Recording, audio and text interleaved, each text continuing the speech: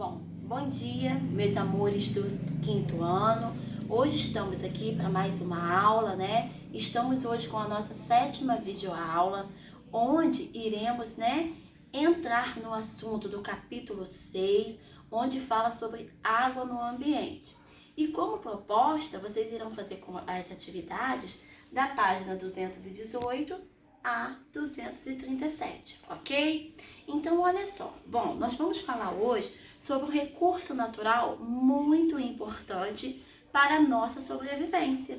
Nós dependemos da água, não é assim? Sem a água, não existiria vida no planeta Terra, porque a gente depende da água para tudo a gente depende da água, para tomar banho, para escovar os dentes, para fazer preparar os nossos alimentos, para tudo a gente necessita da água. Mas para que esse líquido precioso ele não acabe, precisamos, tomar alguns cuidados, fazer algumas dicas, de preservação desse líquido. Como assim, tia? Olha só, se vocês entram no banho e demoram muito tempo no banho, se ensaboando, tomando banho, o que vocês podem fazer para ajudar a economizar? Vocês podem estar ali, desligando o chuveiro enquanto se ensaboia, enquanto passa o shampoo no cabelo, enquanto estão escovando os dentes, a torneira, manter a torneira desligada.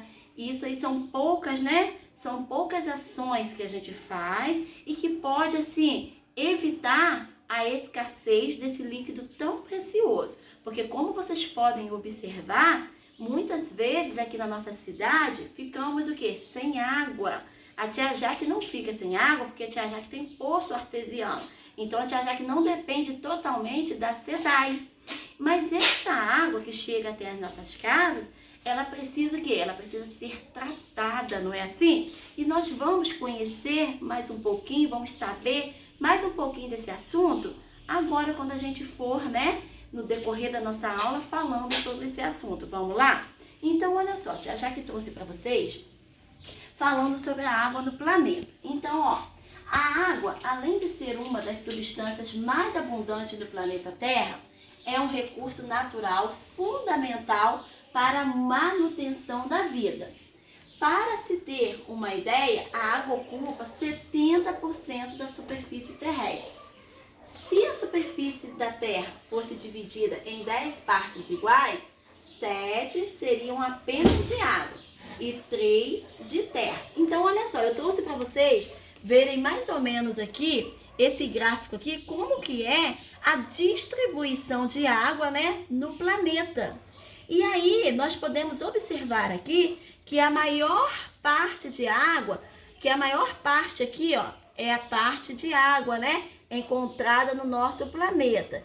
Então, nós temos aqui, olha, prestem atenção, 97,5% de água salgada, que a gente encontra onde? Nas geleiras, nas neves, temos aqui também nos mares, nos oceanos, temos aqui também 2,5% de água doce, que essa água, elas são encontradas nos rios, nos lagos, e essa água doce, ela não está apropriada para consumo. Elas precisam, tanto a água salgada quanto a água doce, precisa passar por alguns tratamentos para que elas sejam, apropriadas para o uso. Mas a gente vai saber isso logo no decorrer da nossa aula, tá bom? Então vamos nós. Hoje, a tia Jaque agora vai falar sobre as características da água. Porque a água boa para consumo é a água potável. Mas para que essa água ela seja apropriada para a gente beber, para fazer o nosso alimento, ela precisa ter algumas características. E aí, olha só, a água ela precisa ter a característica, ela precisa ser inodora, ou seja, não ter cheiro. Ela precisa ser incolor, não ter cor. E precisa ser insípida, não ter gosto. A fórmula química da água é H2O. Isso significa que a água é composta por duas partes, de hidrogênio e oxigênio, ok? Então, vocês precisam memorizar isso. Olha, a fórmula química da água é H2O, ok? E isso significa que a água é composta por duas partes, de hidrogênio, de uma parte de hidrogênio e oxigênio, ok? Então, vamos lá. O uso da água. A água é usada por nós para muitas coisas, como eu disse para vocês anteriormente, né? Por exemplo, saciar a nossa sede, higiene do lar, higiene do corpo, mover motores que geram energia, lazer, regar as plantas e etc. Então, olha só, mas para isso, essa água, ela precisa, para chegar na nossa torneira, para que possamos fazer uso dessa água, ela passa por uma transformação. E essa transformação é feita na estação de tratamento de água, onde essa água é tratada e para ela chegar às nossas torneiras. Então, vamos ver como isso acontece? Então, olha só, o tratamento refere-se à remoção de contaminantes e impurezas antes de chegar à casa das pessoas. O tratamento é necessário devido aos resíduos presentes no meio ambiente. Então, olha só, eu trouxe para vocês aqui uma foto, né, mostrando como que acontece esse tratamento dessa água nessa estação de tratamento de água aqui. Então, olha só, o que acontece? Primeiro, acontece a captação, né? Inicialmente, a água é captada de um rio, lago ou represa. Por exemplo, por meio de uma adutora, conjunto de tubos, né? Que traz a água para um tanque na estação de tratamento. Ao chegar à estação de tratamento, a água passa por grandes grades que impede que materiais grandes continuem na água, como animais mortos. Depois, ela passa pela coagulação. O que é isso? A água que está armazenada no tanque recebe a adição de um sal chamado de sulfato de alumínio ou sulfato férrico. Esses compostos formam uma substância gelatinosa que favorece a formação de flocos, ou seja, a junção das impurezas na substância gelatinosa. Depois, acontece a floculação. Nessa etapa, a água é direcionada para outro tanque, onde será adicionado um polímero que favorecerá que os flocos formados na etapa de coagulação juntem-se e formem flocos ainda maiores e mais pesados. Depois acontece a decantação. Após a floculação, a água é direcionada para um novo tanque, onde ela permanecerá em repouso para que os flocos formados sejam decantados para o fundo do tanque. Haja vista que eles são mais densos que a água. Depois acontece a filtração. Após a decantação, a água atravessa um grande filtro formado por areia, carvão ativo e cascalho. Nessa etapa, as impurezas que não aderiram aos flocos ficam retidas no filtro, além de a água sofrer uma desodorização pela presença do carvão ativo. Depois acontece a fluoretação. Nessa etapa, é adicionada à água uma quantidade de ácido com flúor.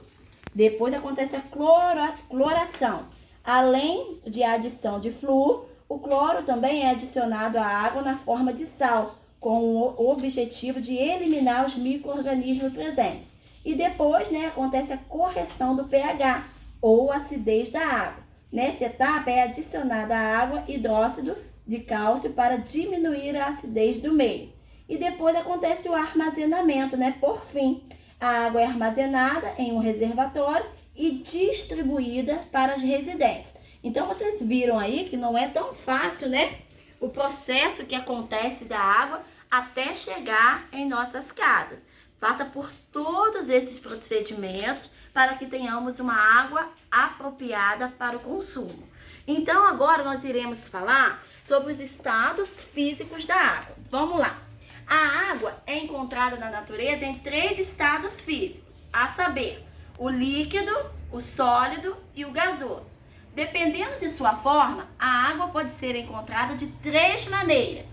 Estado líquido, encontrada em maior parte no planeta por meio de rios, lagos e oceanos.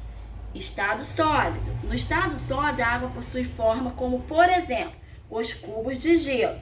Isso acontece pois as moléculas de água encontram-se muito próximas devido à temperatura. Bom, continuando, aqui agora iremos falar sobre o estado gasoso. Bom, no estado gasoso, as partículas de água encontram-se afastadas uma das outras e por isso não possuem uma forma definida. Agora nós iremos identificar os estados físicos da água, né? As mudanças. Vamos lá. As mudanças de estados físicos da água são divididas, né, em processos a saber. Condensação é a passagem do estado gasoso para o líquido. Quando o vapor de água aferrece, converte-se em água líquida. É este fenômeno que origina o orvalho. Então, nós temos aqui a vaporização. Vamos lá.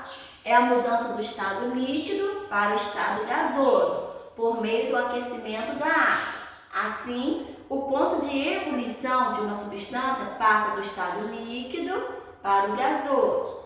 Temos também a precipitação. É quando a água condensada na atmosfera se inicia o processo de precipitação, onde as gotículas suspensas no ar se tornam pesadas e caem no solo em forma de chuva. Fusão. Mudança de estado sólido para o estado líquido da água, provocada por aquecimento. Por exemplo, um gelo que derrete num dia de calor. Infiltração é quando a água infiltra-se no solo, atingindo suas camadas inferiores. Agora, nós iremos para o livro. Bom, o livro de vocês inicia esse assunto, como eu já disse anteriormente, na página 218. E na página 218 fala assim pra gente: a água está presente no ar que respiramos, nos rios, nos oceanos e até mesmo flutuando neles. Os icebergs, a água é essencial à vida e é encontrada em grande quantidade no planeta Terra. E sabe de uma coisa? A água da chuva já pode ter feito parte de um oceano, de um ser vivo. Como isso é possível? Este é um dos assuntos que vamos estudar neste capítulo. Bom, viramos a nossa página e vamos lá. Na página 218, nós temos aí 3 questões. Essas 3 questões, eu quero que vocês respondam, por favor, no caderno, ok? Tá falando assim, o que é um iceberg? Então, olha só, vocês irão pesquisar, eu não vou falar, vocês irão pesquisar e descobrir que na próxima aula, no nosso encontro no Zoom, na sexta-feira, 9 horas, a tia Jaque vai perguntar sobre isso, tá bom? B. O navio Titanic afundou após se chocar com o iceberg. Por que o iceberg foi capaz de danificar o casco do navio Titanic e a água do mar não? C. Como você acha que a água da chuva já pode ter feito parte de um oceano? Bom, viramos a página. Aqui na página 220, vai falar também dos estados físicos da água, como nós já vimos aqui, né, na nossa aula. Já iniciamos falando sobre isso. Então, nós observamos aqui uma tirinha. E nessa tirinha, nós temos aqui o quê? Nós temos a água, né, em vários estados físicos. E aí, no final, tô falando assim, seu caso de personalidade clipa é realmente muito sério. 1. Converse com os colegas sobre o que aconteceu nessa tirinha. Então, vocês irão colocar aí no caderno também. Essas 2 questões a tia Jaque quer no caderno. Personalidade se refere às características de uma pessoa, né? São qualidades e defeitos que tornam cada pessoa única. A água não apresenta personalidade. Por que você acha que Bidu falou sobre personalidade nessa tirinha? Como você observou, na tirinha acima, a água sofreu algumas mudanças. Ela passou de gelo para água líquida e então para vapor. Cada quadro da tirinha apresenta um estado físico da água: sólido, líquido e gasoso. Observe a seguir algumas características de cada estado físico da água. Como eu já falei para vocês, no estado físico sólido, a água apresenta uma forma definida. As geleiras são locais onde grande parte da água se encontra no estado físico sólido, assim como o iceberg e o gelo na geleira. Bom, no estado físico gasoso, a água está sob a forma de vapor e não apresenta forma definida. A água nesse estado físico pode ser encontrado dispersa no ar. No estado físico líquido, a água apresenta forma variável de acordo com o local onde ela se encontra. Nos rios, mares, oceanos e lagos, é possível encontrar a água no estado físico líquido, assim como nas torneiras das residências. Bom, viramos a página aí. Aqui na próxima página, na 221, nós iremos falar sobre o ciclo da água. Leia as manchetes abaixo. Chuvas elevam o nível do rio Tocantins 3 metros acima do normal. Falta de chuva deixa rios e córregos secos na região norte de Goiás. 3. Qual é o assunto abordado nas manchetes? 4. Qual é a relação entre as nuvens, as chuvas e as águas dos rios e dos córregos? Bom, aqui, como podemos observar, nós temos a questão 3 e a questão 4. Também quero no caderno, tá bom? Identifiquem, por favor, a página. Depois que vocês copiarem a foto do quadro, vocês identifiquem a página. Por exemplo, claro que vai iniciar lá no 219. Página 219, atividade 3, aí vocês irão lá, colocam a resposta. Atividade 4, coloquem a resposta, por favor. Bom, a água pode ser encontrada nos seres vivos e em diversos ambientes, mas é possível que a água se mova no ambiente? Sim, a água está em constante movimento, podendo ser encontrada em diferentes ambientes. O movimento da água no ambiente está associado às mudanças de estado físico. Essas mudanças geram um movimento contínuo da água no ambiente, chamado ciclo da água ou ciclo hidrológico. Ao ler as manchetes acima, podemos perceber que a água presente nas nuvens chega aos rios e córregos sob a forma de chuva. Mas é possível que a água dos rios e de córregos retorne às nuvens? Para responder a esta e a outras questões, acompanhe o esquema das páginas seguintes. Então, olha só, aqui nós temos, o esquema simplificado do ciclo hidrológico. Então, nós temos, como eu já falei para vocês, a condensação, né? Temos aqui tudo enumeradinho. A vaporização, que eu já comentei com vocês, a infiltração e temos também a precipitação. Bom, a tia Jade foi até mais além com vocês. Falei sobre os outros também. Só que o nosso livro só aborda esses, tá bom? E aí temos uma questão aqui. Qual é a sua participação no ciclo hidrológico? Também no caderno, porque no livro vai ficar emboladinho. Na página 224, nós temos aqui uma questão que fala assim, uma matéria que fala assim, além da chuva e do granizo, a água presente nas nuvens pode atingir a superfície terrestre na forma de neve. Bom, a neve se forma quando a temperatura no interior da nuvem está abaixo de zero. Nessa condição, o vapor de água se solidifica e forma cristais de gelo, que se unem e formam os flocos de neve. Embora não seja comum, em alguns anos já foi observada a ocorrência de neve na região sul do Brasil, o que incentivou o turismo nessas áreas. Então, como podemos observar aqui, né, são os flocos de neve em Santa Catarina. Viramos a página. Aqui, na 225, está falando assim, cidadania no dia a dia, impermeabilização do solo e planejamento das cidades. E aí vocês vão ler essa matéria e irão responder a questão A e a questão B no caderno também. Temos aqui, na página 226, vocês irão responder essas questões. E essas questões aqui, vocês podem responder aqui mesmo, né? Que tem o espaço direitinho. Só essa D aqui que tá falando assim, a água é essencial para o desenvolvimento das plantas. Por que não é preciso adicionar mais água ao terrário após ele ser vedado? Então, como nós podemos observar, temos aqui uma gravura de um terrário.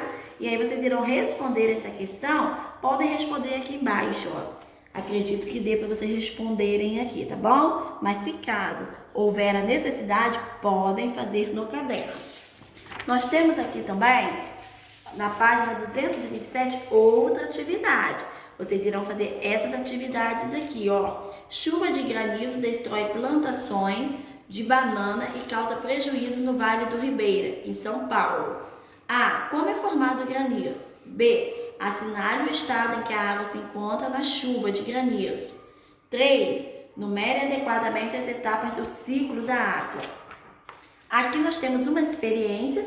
Essa experiência aqui ainda não é para fazer, já que vai pedir, tá? Mais pra frente. Vamos eliminar essa parte aqui das atividades, depois a gente volta aqui, tá bom? Bom, aqui nós temos a água e as atividades humanas, né? Como nós podemos observar, a água ela é utilizada para tudo. E aqui, ó, na agricultura, a água pode ser utilizada para irrigar as plantações, favorecer o seu crescimento e desenvolvimento. Na indústria, a água é utilizada em processos que transformam a matéria-prima em produtos. Na criação de animais, a água é utilizada para o consumo deles, favorecendo a saúde e o desenvolvimento do animal.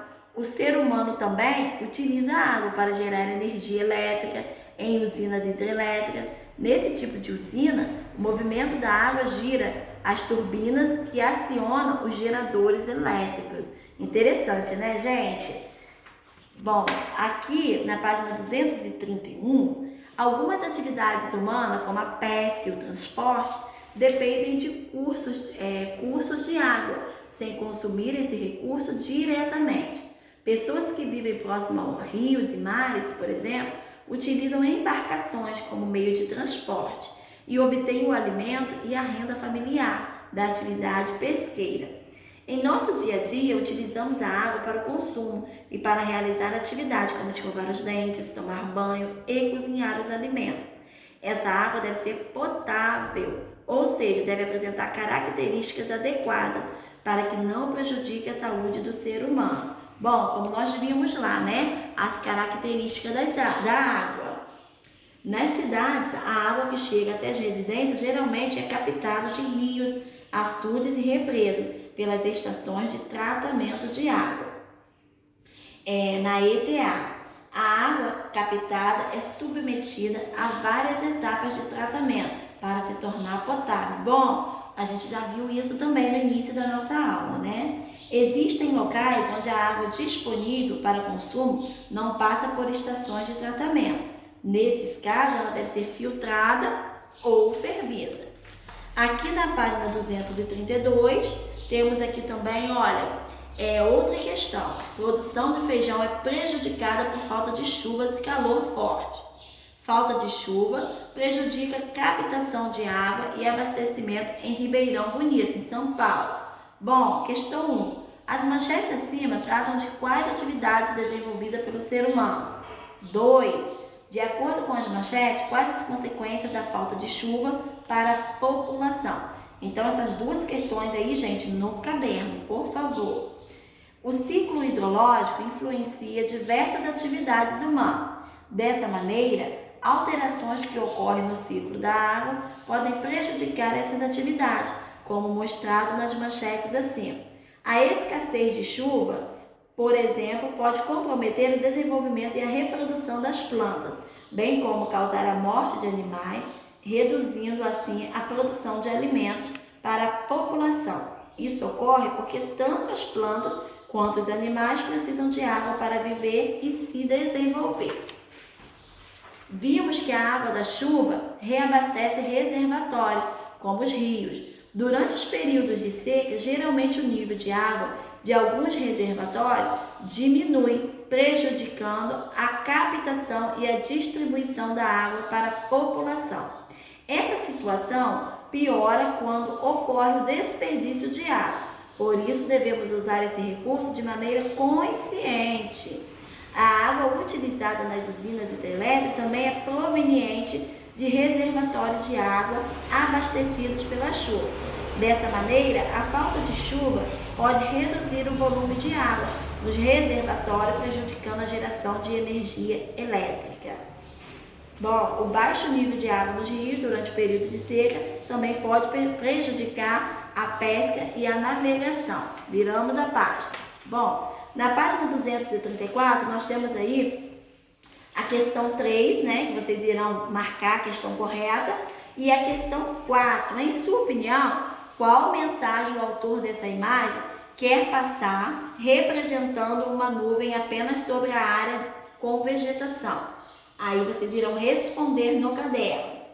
As plantas, assim como outros seres vivos, participam do ciclo hidrológico. Além de absorver a água do ambiente, elas liberam vapor de água por meio de respiração, por meio da respiração e da transpiração. Por meio da fotossíntese, as plantas absorvem gás carbônico do ambiente e liberam gás oxigênio.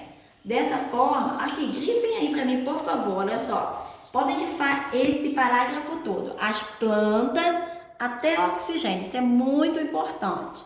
Dessa forma, a retirada da vegetação de um local reduz a quantidade de vapor de água na atmosfera, influenciando o ciclo hidrológico, nesse caso reduzindo a ocorrência de chuva. Além disso, essa retirada interfere na qualidade do ar atmosférico, interferindo na composição de gases e de vapor de água, por exemplo.